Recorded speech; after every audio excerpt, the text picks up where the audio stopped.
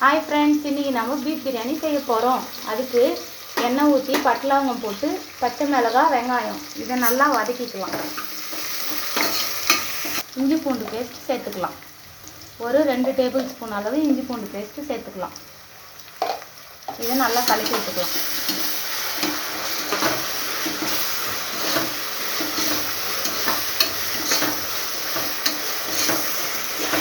புதினா கொஞ்சம் சேர்த்துக்கலாம். இது நல்லா வதங்கின உடனே புதினா சேர்த்துக்கலாம்.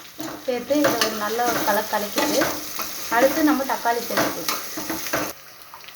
இப்போது நம்ம ஒரு 1/2 கிலோ பீஃப் சேர்த்துக்கலாம். கறி சேர்த்து நல்லா வதக்கி வச்சுக்கலாம்.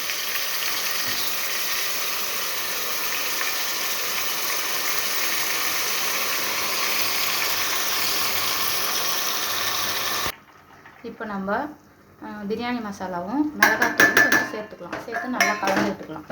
கொஞ்சம் உப்பு சேர்த்துக்கலாம். உப்பு சேர்த்து நல்லா கலந்து விட்டுட்டு தக்காளி சேர்த்துக்கலாம். இது நல்லா வதங்கட்டும். தக்காளி நல்லா வதங்கிருச்சு. இப்போ நம்ம தண்ணி சேர்த்துக்கலாம். இப்போ நம்ம தண்ணி கொதிச்சிச்சு, கறியும் நல்லா வெந்துருச்சு. அரிசி சேர்த்துடலாம் ஃப்ரெண்ட்ஸ். அரிசி சேர்த்து நல்லா கலக்கி விட்டுக்கலாம்.